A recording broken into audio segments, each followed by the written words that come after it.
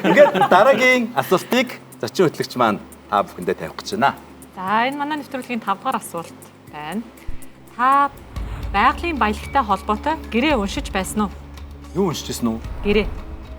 Эд нь сонирхож байгаагүй.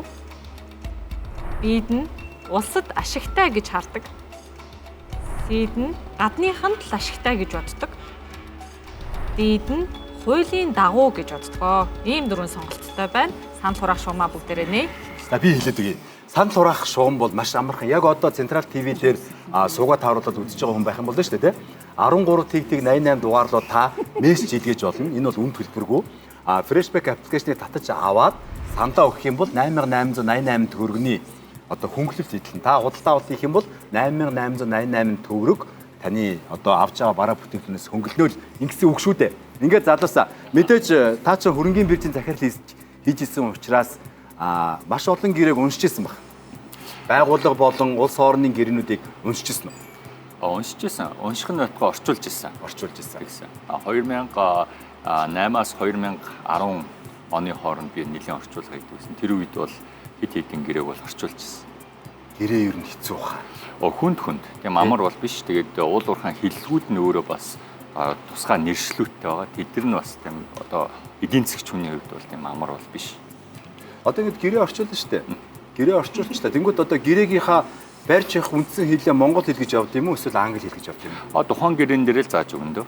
Ер нь дийлэнх гэрээнүүд яг хоо би дийлэнх нь бол мэдэхгүй байна. Гэхдээ зүгээр гэрээн дээр зөрчил гарвал арбитрээр орох юм уу, Монгол улсыг шийдэх юм уу, гадаад улсыг шийдэх юм уу гэдэг нэг юм залтууд байна. Тэгээд яг аль хуулиа барих юм бэ гэдэг залтууд бас чухал. Баярлалаа. Би ч гэсэн уншижсэн. Тэгтээ орчуулж байгаагүй. Тэгтээ ойлгочихсон. Тэгтээ би болохоор энэ гэрээ гэхээс илүү асуултаа л бодож байна.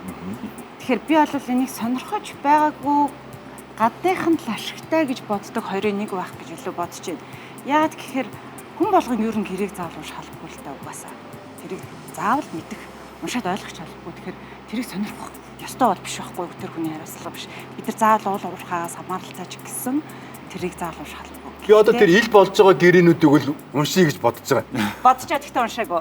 Гэхдээ би илд болгоогүй байгаа юм чинь. Одоо болохоор нь би уншия гэж бодож байгаа байхгүй. Тэгэхээр надад илүү сонирхолтой баг. Тэр монгол хэлээр хийгдсэн байдаг багтаа л бодож байгаа би. Тэр гэрээнүүд вебсайтн дээр тавигдсан байл шүү. Тийм үү. Би тэрийг уншия гэж бодож байгаа. Гэхдээ дийлэнх одоо би мөнгөөр ингээд орчуулга аваагүй бол би тэр гэрээг тийм уншихгүй байхгүй. Тэгэхээр би бол уул уурхаан ерөөсөө сонирхгүй. Тэгснээс эдийн засгийнхаа юмнуудыг л харна шүү дээ юмсгтэй. За ярилцж байгаарай. За. Манай хоёр маань оюутлогын гэрээ ил байдаг гэдгийг мэдв.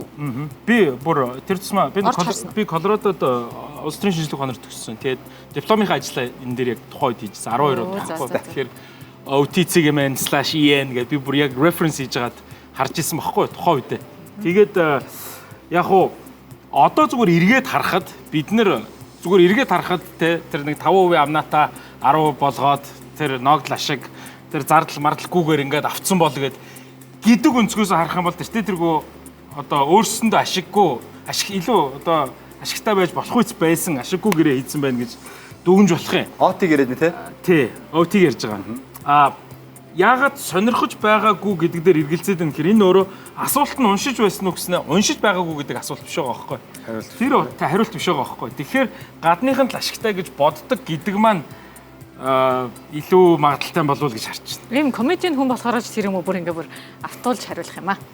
Тийм магадгүй тий. За би бол гэрээ болго хуулийн дагуу байгаа. Тэр бол ойлгомжтой. Хамгийн гол нь хуулийн дагуу байх нь хамаагүй хинт ямар ашигтай байгаа гэдэг зүйл заалт буюу хилцээрийн ширээний ард юунд ямар одоо сая бид нар нүүрсэн дээр чинь хідээр зарах вэ гэж хорч байна шүү дээ. Үн хэмжээ гэдэг бусад төгсөж байгаа нь чухал. Тэн дээр одоо гадныхан ашигтай улсад ашигтай гэж байгаа нь одоо Монгол улс хэр сайн хилцээр хийж гэнэ гэдгээс л хамаарч байгаа. Тэгээд одоо арт түмэнд явж байгаа мэдээлэл бидний одоо сонсож байгаа юм бол бүгдээрээ л гадныхан л ашигтай биш тийм монголчууд ашиг авч чадж байгаа юм уу гэдэг. Жил болгон бараг санал нэгдэж байна. Оюу толгойтой одоо бид хилцээний ширээний ард сууж шүү дээ. Яг одоо сууж байна. Тэгэхээр яг сонирхож байгаагүй гэж бас хүмүүс нэг яг нөгөө сонирхох эсэх юугаа тэр нь чухал биш байгаа. Сонирхож унших шаардлагагүй л алт. Гэрээ хүн болгон уншаад ойлгож байх. Тийм урт юм ер нь маш нэлээд бас ойлгосон ч гэсэн алдчихгүй байх гэж бодож байна. За манай саналаа Хэрвээ нэгдсэн ба сонголтоо хийж Тэгэл эвгүй юм байна гэдэг. Хан дураалт шугам хаагдсан байгаа. Та хоёр сонголтоо шууд дарж болно. Манай хоёр ч гэсэндээ. За дарлаа си хариултыг. Сонирхож байгаагүй те. За их мэдчихтэй. Тэгвэл сонирхож байгаагүй гэж байна. Зүгээр нөгөө хэрэг дуртай юм болохоор ингээд нөгөө би нөгөө нууц байжгаад ил болголоо гэхээр би яг яад юм бол гэж үзмээ санагдаадсан байхгүй. Тэгж л сонирхгүй да. Тэрнээсээ би урд нь бол яг одгийн гэрээч ном болоод хэвлэгдсэн байсан. Зүгээр л ингээд хараад нэг иймэрхүү байд юм байна л гэж бодсон. Төлөө юм ярих гэдэг. Би зүгээр ингээд бодоод байхад гадныхан л ашигтай гэж боддог гэж байгаа бол эн чинь монголчууд бидний буруу юм биш үү?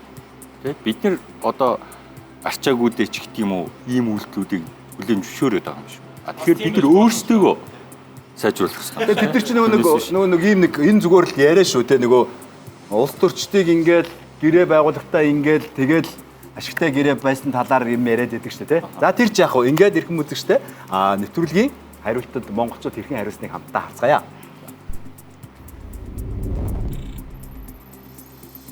За сонирхож байгаагүй гадныхан ашигтай. Сонирхож байгаагүй төрүүлээ явлаа. 53%. 53 оноо. Манай баруун. Өргөдөл ирлээ шүү. Баруун ба. iPad Pro хаа. Тэгээ та нар өөртөөгөө мөнгөөр авах юм чи надад нэг сонирхолтой биш те. Тэмүүлээд өөртөө мэлагаад нэг гоё урамшуулаад нэг pad авчихад яах вэ та нар одоо. Баруун жүгрийн баг маань төрүүлээ явлаа шүү. 216 оноотой боллоо. Манай зүүн гардлын баг 6-гийн том муу тоо амаржаа. 6 том муу тоо шүү. Бидэг дэмбэржгүй тоо байна шүү. Би эдний талд байгаа ер нь. Тэгээ та данс руу мөнгө хийчих юм бол би танай таалдч орж болно. За данс манс руу нэгтгэе хийж л та. Тийм хууль бос юм хийхгүй шүү дээ. Тэр төр завсарлаад эргээд уулзцгаая.